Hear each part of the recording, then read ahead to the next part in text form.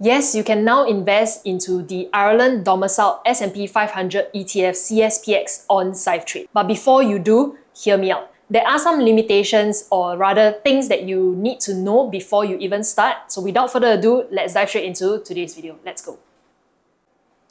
Just a quick introduction for those of you who don't know why people often look at CSPX or SPYL as compared to VOO or SPY. It's for two reasons. Number one, it's the dividend withholding taxes that you will save if you invested in CSPX and SPYL because they are domiciled in Ireland. So listed on the London Stock Exchange, dividends only get taxed at 15% as compared to being on the US Stock Exchange, dividends are taxed at 30%. Number two is US estate taxes. Investing into VOO or SPY, there are estate taxes that you have to pay in the event you pass away, and you can get as high as up to 40%. So that's the two reasons. All of these individual ETFs have their own expense ratio, which is the fee that we have to pay per annum on the investment amount. So the cheaper option is, of course, the lower your expense ratio, the less you have to pay in terms of fees. Moving on, how beginner friendly is Syfe Trade? People often love Syfe Trade, myself included, because of how beginner friendly it is. When compared to other brokerage platforms like Moomoo, Weeboo, Interactive Brokers, Syfe Trade is the simplest and the easiest to start with for beginners. I started my investment journey with Syfe Trade as well, investing into VOO, which I documented in this video right over here. They offer 2 free trades per month. That makes it a no-brainer to start with them at that point of time. But there is only so much that you can grow yourself as an investor on Syfe Trade. So that's why I liquidated everything and I moved on to Moomoo Singapore and also Interactive Brokers eventually. And at that point of time, they didn't have CSPX. But for all of you who wants to start out investing, Syfe Trade is a great beginner-friendly platform.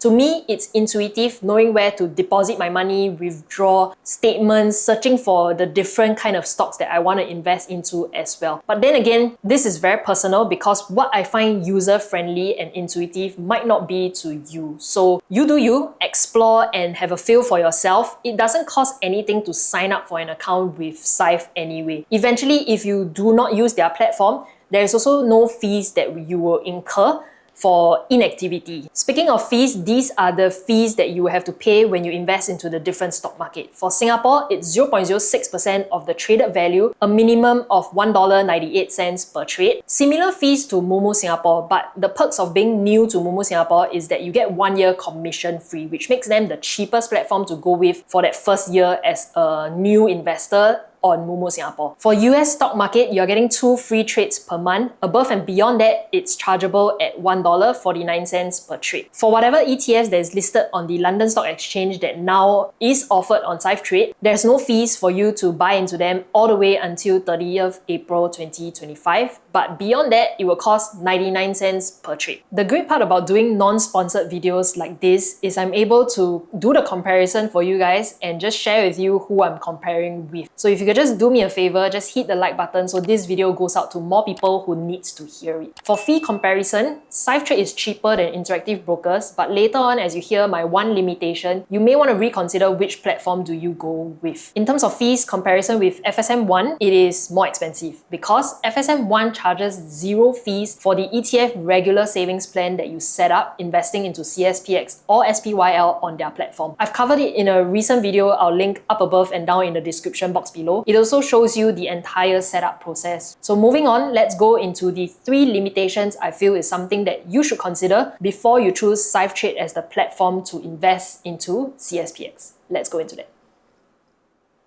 So firstly, Syfe Trade only executes your order every Tuesday of the week. So regardless of when you had submitted, be it is it on a Friday or Wednesday, your order will only be executed on a Tuesday. So to me, this is a limitation because let's say, for example, in a recent market dip, if it happens on a Friday and I submit the order, it will only get executed the following Tuesday. So you can't buy real time into the market, but you still can submit your order, just that it will only be executed on a Tuesday. London Stock Exchange opens from Mondays to Fridays, 4 p.m. to 12:30 a.m. Singapore time, excluding their public holidays. So not Singapore holidays, but the London public holidays. I submitted the order 4th of March 2025, 9:13 a.m. and I was notified on 5th of March, 4:20 p.m. Singapore time. The price it bought in at was at $619.61. Lowest price for that day was $609.41. Highest price was $668.27 when the market opened. Syfe Trade states that it uses time-weighted average price. So your order is executed in smaller trade throughout the day to achieve the day's average market price. To be honest, if you just set it and forget about it, this really doesn't matter. But for those of you who want to buy in when there's a market dip, you won't be able to do it on Syfe Trade. Do not misunderstand, this doesn't mean that you can't submit your order. You can submit your order regardless of whenever it is,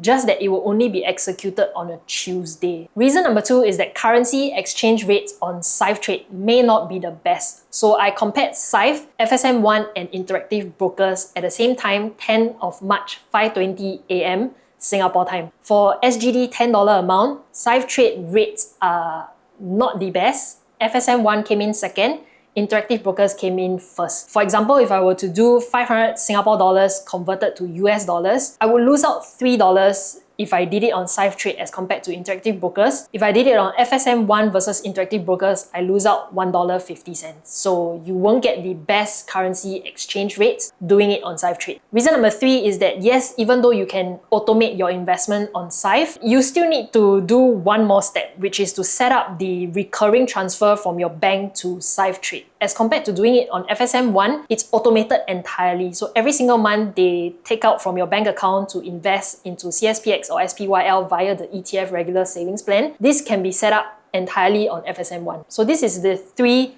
limitations I felt you need to know before deciding to do it on Syfe Trade. I'm personally doing it on FSM1 and Interactive Brokers. I have a recent video that went out covering why I'm doing it on both. You can check out our link up above and down in the description box below. If you feel like you still want to go ahead and do it on Syfe Trade, I do have a code because I'm an affiliate partner with them. But this video, as I said again, is not sponsored. Otherwise, I wouldn't be able to do all these comparisons for you guys. You can support by signing up with the code DEMI, my name, Demi, and you receive the following amount depending on how much deposit you do in a lump sum when you sign up. So more details can be found down in the description box below. If you have any questions, as always, my Instagram DMs is open, or you can leave it down in the comments section below. I hope this video helps you in one way or another. Have a great week ahead, and I'll see you guys in my next one. Bye-bye.